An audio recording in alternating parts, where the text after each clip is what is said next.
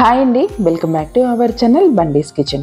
ఈరోజు వీడియోలో ఎంతో సింపుల్గా ప్రిపేర్ చేసుకునే పాలకూర పకోడీని ఎలా ప్రిపేర్ చేసుకోవాలో చూపించబోతున్నాను. ఇది స్కూల్ నుంచి పిల్లలు రాంగ్లోనే ఇలా చేసి పెట్టండి, చాలా అంటే చాలా ఇష్టంగా తింటారు.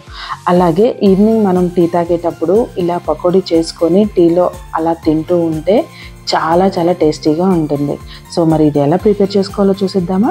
ముందుగా ఒక మిక్సింగ్ బౌల్ తీసుకొని దాంట్లోకి ఇలా సన్నగా కట్ చేసుకున్న ఒక 3 పెద్ద ఆనియన్స్ని తీసుకోవాలి.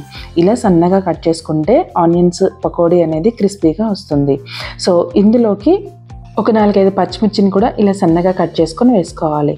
అలాగే 1 టీ స్పూన్ జీలకర్రని కూడా యాడ్ చేస్తున్నాను. అలాగే ఒక 1/2 టీ స్పూన్ సాల్ట్ని కూడా యాడ్ చేస్తున్నాను. ఇవన్నీ యాడ్ చేసుకుని ఆనియన్స్ అన్నీ విడిపోయేలాగా ఇలా చేత్తో మిక్స్ చేసుకోవాలి. ఆనియన్స్ అన్నీ ఇలా చిన్న చిన్నగా విడిపోయిన తర్వాత చూస్తున్నారు కదా, వీడియోలో చూపిస్తున్నట్టుగా ఆనియన్స్ అన్నీ ఇలా చేసుకోవాలి. ఇప్పుడు ఒక కట్ట పాలకూరని శుభ్రంగా కడిగి వేసుకోవాలి.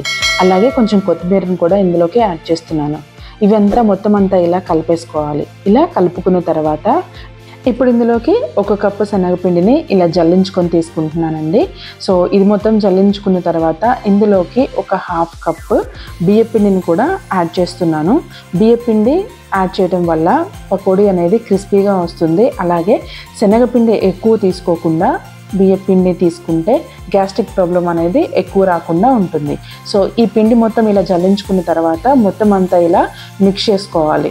ఇలా కలుపుకున్న తర్వాత ఇందులోకి ఒక 1/2 కప్పు వాటర్ని యాడ్ చేసుకొని పిండి అనేది కొంచెం పల్చగా చేసుకోవాలి. మరి గట్టిగా ఉంటే ఇంకొంచెం వాటర్ యాడ్ చేసుకొని కలుపుకోవాలి.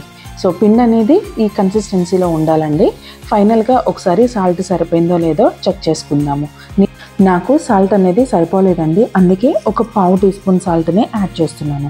ఇలా యాడ్ చేసుకున్న తర్వాత సాల్ట్ అనేది మొత్తం అంతా పిండికి పట్టేలాగా ఒకసారి ఇలా మిక్స్ చేసుకోవాలి. మిక్స్ చేసుకొని పక్కన పెట్టుకోవాలి. ఇప్పుడు స్టవ్ మీద ఒక ప్యాన్ పెట్టుకొని డీప్ ఫ్రైకి సరిపడా ఆయిల్ని యాడ్ చేసుకోవాలి. ఇలా యాడ్ చేసుకున్న తర్వాత ఆయిల్ హీట్ అయిందో లేదో చెక్ చేసుకొని హీట్ అయితే చిన్న చిన్న పీసెస్గా పకోడీ పిండిని ఇలా ఆయిల్లోకి వేసుకోవాలి. పిండి ఆయిల్ మొత్తం అంతా నిండేలాగా ఇలా చిన్న చిన్నగా వేసుకోవాలి. పెద్ద పెద్దగా వేసుకుంటే పకోడీ అనేది మెత్తగా వస్తుందండి. ఇలా చిన్న చిన్నగా వేసుకుంటేనే క్రిస్పీగా వస్తుంది. సో ఆయిల్ అనేది మొత్తం అంతా నిండేలాగా ఇలా పిండి వేసుకున్న తర్వాత మొత్తం అంతా మీడియం ఫ్లేమ్లోకి టర్న్ చేసుకొని మంచిగా గోల్డెన్ కలర్ వచ్చేంత వరకు 2 వైపులకి టర్న్ చేసుకొని కాల్చుకోవాలి. ఇలా గోల్డెన్ కలర్ వచ్చిన తర్వాత ఇలా పకోడీ గంటెతో ఆయిల్లోంచి మొత్తం అన్ని తీసుకొని వేరే ప్లేట్లోకి షిఫ్ట్ చేసుకోవాలి. ఇలా మొత్తం అంతా తీసుకున్న తర్వాత మిగిలిన పిండిని కూడా చిన్న చిన్నగా వేసుకోవాలి. ఇలా ఆయిల్ మొత్తం వేసేసుకొని వైట్ని కూడా గోల్డెన్ బ్రౌన్ కలర్ వచ్చేంత వరకు ఫ్రై చేసుకోవాలి. ఇలా గోల్డెన్ కలర్ వచ్చిన తర్వాత వీటిని కూడా ఆయిల్లోంచి తీసి ప్లేట్లోకి షిఫ్ట్ చేసుకోవాలి. అంతే అండి, ఎంతో టేస్టీగా ఉండే పాలకూర పకోడీ రెడీ అయిపోయింది.